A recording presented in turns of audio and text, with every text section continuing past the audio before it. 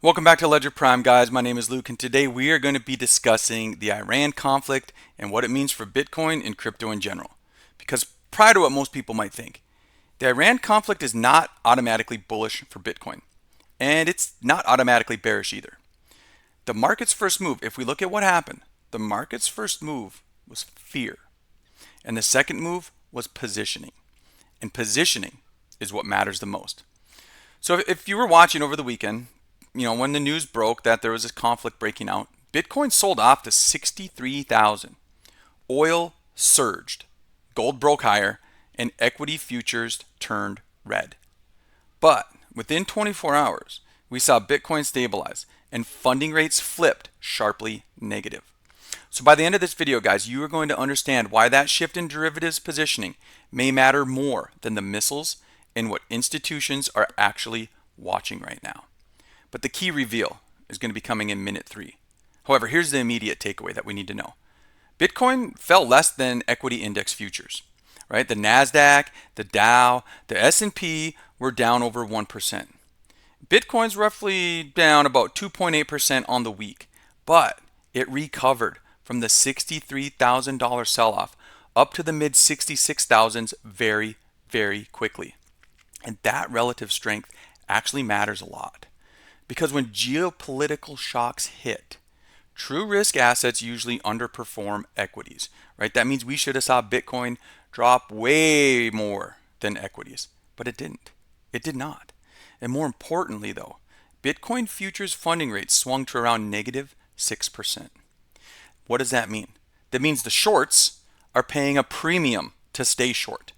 And that changes the mechanics of the next move entirely. Because, the first reaction was textbook. Markets hate uncertainty. They hate it more than bad news. Markets can absorb bad news. They can price bad news in.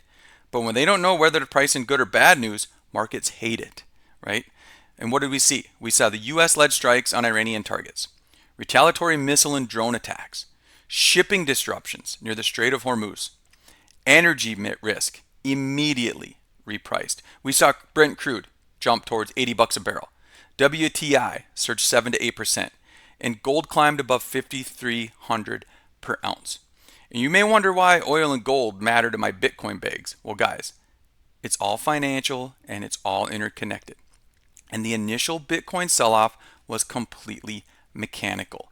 It was purely risk reduction, liquidity withdrawal, de-risking across portfolios. But here's the first important signal we're getting to. Once the conflict appeared to be contained, at least temporarily, the reflexive bid returned. And that tells you this wasn't structural liquidation.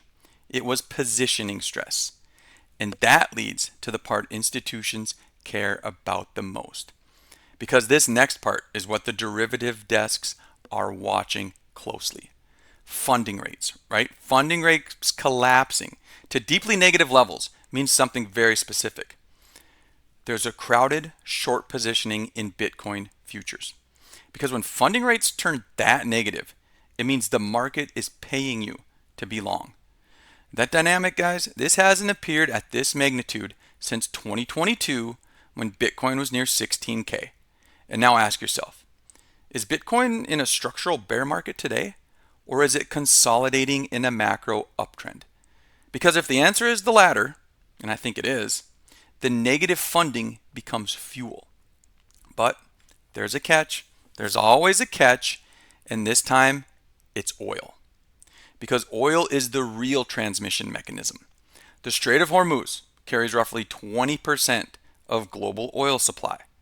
And if conflict expands and oil sustains above $80 or accelerates further, this will soon become an inflation problem. Because higher oil means we'll see a higher CPI print, which means we're going to have delayed rate cuts and tighter financial conditions. That is the pathway through which geopolitics becomes bearish for Bitcoin. Not fear, not headlines. Monetary policy expectations. We want to see low interest rates, okay? And with this conflict, and if the price of oil stays up there, we're not going to see it for some time. So if oil remains elevated for weeks, not days, weeks, risk assets will probably reprice lower. But if oil fades, the geopolitical premium will fade with it. And history shows that geopolitical spikes are often faded quickly once containment appears credible. And that's what the gold traders understand.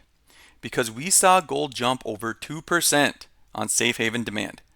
But seasoned macro desks know these premiums decay unless supply disruptions become structural. So Bitcoin's now trading in that same zone of interpretation, which leads to the broader question. Is Bitcoin behaving like a risk asset or like an alternative macro hedge? Because Bitcoin's decline was smaller than equity futures implied. CME futures opened without cascading liquidation. ETF flows earlier in the week showed over 500 million in inflows, and that matters. Because if institutional allocators were truly de-risking, you would expect to see ETF outflows, funding positive as longs pile in to defend their positions, and spot selling pressure would expand. But instead, what did we see? Negative funding, stabilization above 63,000, no follow-through panic. And that suggests this is a positioning event, not a conviction event. And positioning events unwind violently when they're wrong. So what happens next? What do we got to look for? I see two scenarios that actually matter. And scenario one, the conflict stays contained, right? Oil stabilizes, shipping disruptions remain limited, inflation expectations spike materially. In that case, the shorts paying negative 6% funding become trapped. A squeeze toward prior highs could become possible. But scenario two, oil breaks higher and stays there. CPI expectations will rise. Treasury yields could push up. Rate cut probabilities get repriced. That would pressure equities and Bitcoin would follow. So the battlefield's not Tehran. It is the inflation swap market. So what do we got to do? We got to watch oil. We got to watch break evens. And we have to watch the Fed pricing. Everything else is noise. So in closing, guys, the Iran conflict does not directly determine Bitcoin's price. Oil does, funding does, and positioning does. The weekend headline, yes, it created some fear.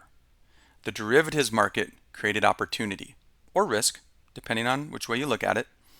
But if oil fades and funding remains negative, Bitcoin's relative strength becomes the dominant signal. But if oil accelerates and inflation expectations climb, risk reprices across the board. The story here isn't the missiles, it's macro transmission. And in the next move in Bitcoin will likely not come from a battlefield update, but from energy futures and rate markets. Guys, in the next video, we will break down exactly how to track those signals in real time and what thresholds would confirm either scenario. Because in this environment, price reacts to structure, not headlines. Guys, I'm going to keep you guys updated with anything that breaks on this story. Until then, this is Luke with Ledger Prime. Hit like, hit subscribe. I'll see you in the next one.